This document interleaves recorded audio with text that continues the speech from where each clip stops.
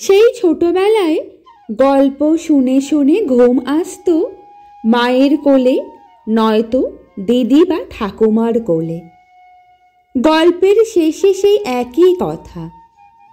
এরপর তারা সুখে শান্তিতে বসবাস করতে থাকলো। শুনতে শুনতে ঘুমে ঢলে পড়া। এরপর আমরা বড় হই, পরিণত হই। সংসারের জন্য টান মনে। গুরুজন চান ঘর সংসার করুক, সুখে বসবাস করুক। অনেকে নিজের সঙ্গে নিজেই খুঁজে নেয়।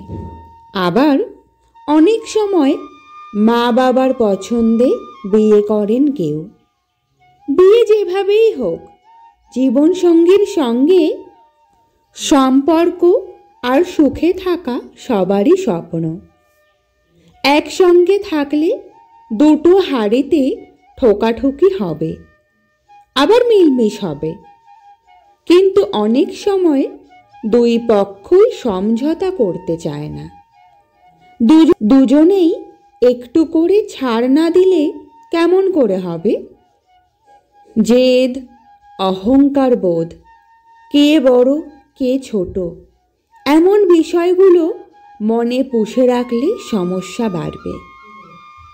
তাই দুজনে সুখে সংসার করার জন্য 12টি পরামর্শ এই ভিডিওটির মাধ্যমে আমরা আজকে তুলে ধরছি। নম্বর 1, রাতে একে অপরকে জড়িয়ে ঘুমোতে পারেন।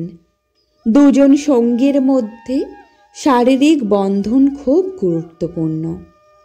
যত সময় সঙ্গীর বাহুবন্ধনে সময় কাটবে, তত ঘনিষ্ঠ হবে সম্পর্ক।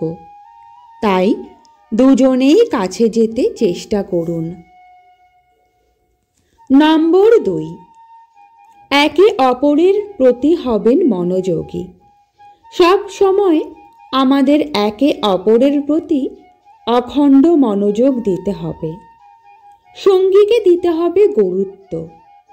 কাগজ পড়ছেন আর সঙ্গী কথা বলে চলেছে, আপনি শুধু হু হু করলেন, এতে সম্পর্কে চির ধরতে পারে। আজকাল তো এই অসুখ বেশি দেখা যায় মোবাইলের কারণে। একজন মুঠোফোন স্ক্রলিং করছেন, আর একজন হচ্ছেন বিরক্ত। এসব বিষয় দাম্পত্যের জন্য মোটেও সুখকর নয়। আর দুঃখে সুখে অসুস্থ অবস্থায় থাকতে হবে একজন আরেকজনের পাশে। নম্বর 3, সব সময় খুঁজে নিতে হবে সমঝোতার পথ। সেই প্রচেষ্টা চালাতে হবে দুজনকেই। এমন হয় দুজনের মত হয়তো উত্তর আর দক্ষিণ, অর্থাৎ পুরোই বিপরীত। তারই মাঝে খুঁজতে হবে সমাধান। দুজনের মতের মধ্যে যোজন যোজন দূরত্ব হলেও সমঝোতা খুঁজলে পাওয়া যায়। পরস্পর খুলে বলি মনের কথা, আর এভাবে স্পষ্ট একটা সমঝোতায় আসা যায়। একটি সম্পর্ক দুটো বিষয়ের উপর নির্ভরশীল।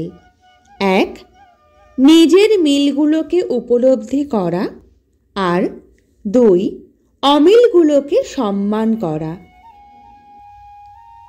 নম্বর 4, প্রত্যেককে নিজেদের কিছু সময় একলা কাটাবার সুযোগ দেওয়া উচিত। দুজন সঙ্গী গভীর প্রেমে বলেই দুজনকে সব সময় একত্রে থাকতে হবে তা নয়। তারা চাইবেন সব সময় একত্রে থাকতে, কিন্তু কিছু সময় একা থাকলে সেই সম্পর্ক ছুটে যাবে এমন নয়। স্বাস্থ্যকর সম্পর্কে প্রত্যেকে কিছুটা সময় পাবেন একান্ত নিজের জন্য, সেটাই হওয়া উচিত। নম্বর 5, পরস্পরকে বিশ্বাস করা উচিত। একে অপরের প্রতি বিশ্বাস সম্পর্কে আরও জোরালো করে। একটি একটি সম্পর্ক শক্তিশালী রাখার জন্য এটাও খুব গুরুত্বপূর্ণ উপাদান। নম্বর 6, একে অপরকে ক্ষমা করে দিন। আমরা সবাই মাঝে মধ্যে ভুল করি। এতে একে অপরকে আহত করার মতো বিষয়ও হয়। সম্পর্কের বাঁধন মজবুত থাকলে ক্ষমা করার সুযোগ থাকে, আর এতে বাঁধন আরও শক্তিশালী হয়। সম্পর্কে সত্যিকারের কেয়ারিং থাকলে, ভালোবাসা থাকলে অন্যজন কষ্ট পাবেন না।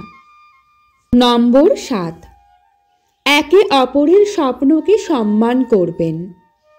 নিজেদেরকে আরও ভালো করতে আর লক্ষ্যে পৌঁছাতে আমাদের মোটিভেট করে স্বপ্ন।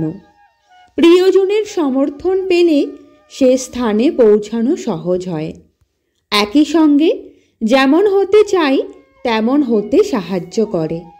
নম্বর 8, পরস্পরকে প্রশংসা করুন। সঙ্গীর যে কোনো সাফল্যে অভিনন্দন জানান। কোনো বিশেষ দিনে বা সময়ে সঙ্গীকে দারুণ দেখালে প্রশংসা করুন। সত্যিকার ভালোবাসার মানুষের কাছ থেকে প্রশংসা পেলে সেটা চিরদিন মনে থাকে। সময় যায় কিন্তু সেই স্মৃতিটুকু থেকে যায়। নম্বর 9, নিজের উদ্বেগ, উৎকণ্ঠা, ভয় সঙ্গীর সঙ্গে শেয়ার করুন। দুশ্চিন্তা, নিরাপত্তার অভাব, ভয় এসব হলো জীবনের অবিচ্ছেদ্য অংশ। এরা সব সময় নিজে নিজে চলে যাবে এমন ধারণা অবাস্তব।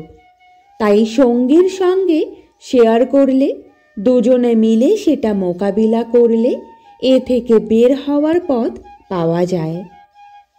নম্বর 10, সমস্যা যাই হোক একে অপরকে সমর্থন দিন।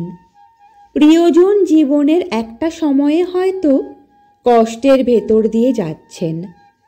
তখন যেভাবে সম্ভব তার পাশে থেকে তাকে সমর্থন দেওয়া উচিত। বিপদে একে অপরের পাশে নিঃস্বার্থভাবে দাঁড়ালে সম্পর্ক হবে মধুর আর মজবুত। নম্বর 11, একে অপরকে দোষারোপ করা উচিত নয়। সংসারে একটা কিছু ঘটলে সঙ্গে একে অপরকে দোষারোপ করা খুব খারাপ। বরং মিটমাট না হওয়া পর্যন্ত এমন করা ঠিক নয়। পরে একে অপরকে ভালোবেসে ভুলে যাবে সব। নম্বর 12, সফল না হলেও হাল ছেড়ে দেওয়া কখনো ঠিক নয়।